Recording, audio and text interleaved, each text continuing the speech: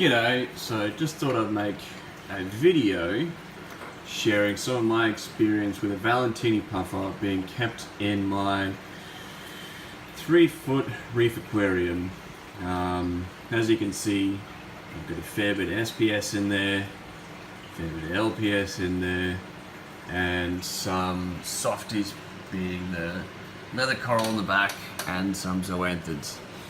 So, I have read personally a few articles and forums talking about the little Valentini puffers not being safe for the reef aquariums. Some people talk about how they're not safe because they'll eat corals.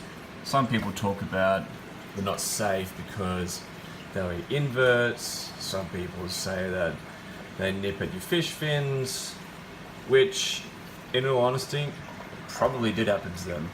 I mean, this guy here, I have personally witnessed him nip on that acropora there, this blue acropora right here. Don't know the names of them.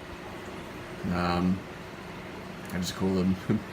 I know that half dead one in the back there's a blue stag. Green one beside it is a Dallas coral, but everything else, nope, don't know the names for them. But anyways, beside the point,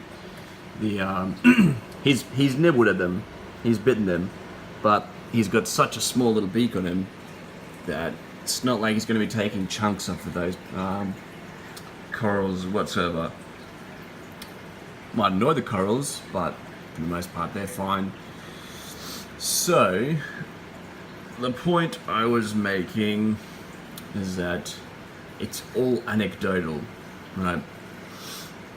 I can have this guy in here and he will nip at some of these things, but for the most part he won't touch it.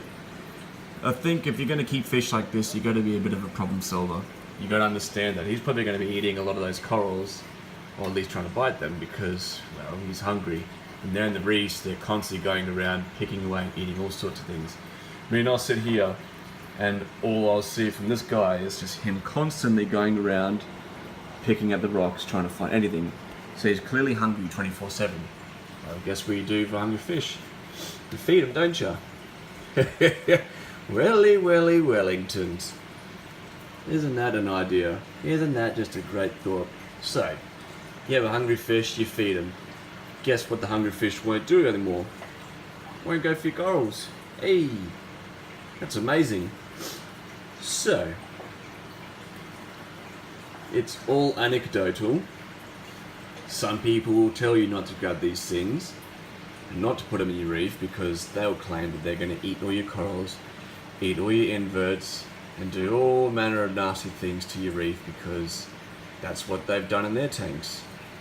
But, as you can see, he's not touching any of my corals. He's not touching any of my fish. I still have 2 hermit crabs, one there, another one somewhere else. Still have all of my snails, bar one. There was a Nasaria snail that got killed, but I don't know if it was killed by the snail or the hermit crabs, or me little buddy Toby, my little buddy Valentini puffer. Which, I mean, you're going to keep crabs, guess what, they're going to kill your snails too. Guess what, you're going to keep anything in your reef tank. Probably going to hurt something else, because that's more than likely what they did back in their reefs when they came from. So yeah, nah, you can do what you want. Personally, I'd say give the old Valentini a go. I like them. They've always been my favourite fish ever since I started thinking about getting into reef tanks. Always wanted one, and I was kind of scared away to buying one, or from buying one, just because of all the stuff I read about them. But then when I started to piece the puzzle together and started listening to what, or sort of reading what people are saying, and saying, okay, people are talking about how they kill their corals. Not many people would say that, right? Some people would say that, but not many. Mostly people are saying that the Valentinis are going for their inverts. Well, that's kind of going to be a given. I don't keep very many inverts. not a big fan of them. Probably wouldn't dare keeping a shrimp in here. No point. There was actually once a pistol shrimp in this tank, which, again, it's all anecdotal stuff, right? It's all weird things that go on inside of your reef tank. So when I first bought this coral here, there's a big Acropora colony. It came, believe it or not, with a pistol shrimp living inside of it, as if it was hosting it. Not long after that, I started realizing that most of that coral there was actually dead. And then not long after that, started seeing this guy here getting picked away. And then that blue stag in the back there was also getting picked away. And what do you know, Joel? The pistol shrimp was actually going around, rather than going into substrate, it's getting around inside of my corals and my Acropora, only the Acropora, and was eating them. So, yeah. It's all just your own experience. My experience with the Valentini puffer is nothing but positive. So, give it a go. You're thinking about having one, you don't have, a whole bunch of inverts, I think you might be okay. But otherwise, if you do have inverts, keep an eye on it.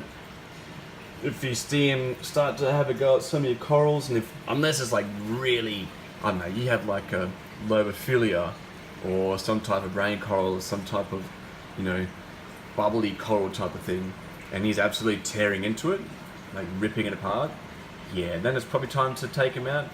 But if it's just an Acropora, which is a fast-growing coral, and he's only taking little nips out of it, just maybe, try and chisel his little beak down, then yeah, nah, wouldn't worry too much about it. I mean, look at him. Look at that little baby. He's just way too cute. How could you ever deny getting one of these little fellas? Especially when you have them in the reef tank and they're getting along just fine with everything inside of there. It's nothing but bliss, I tell you. So, give it a go. You might just love it.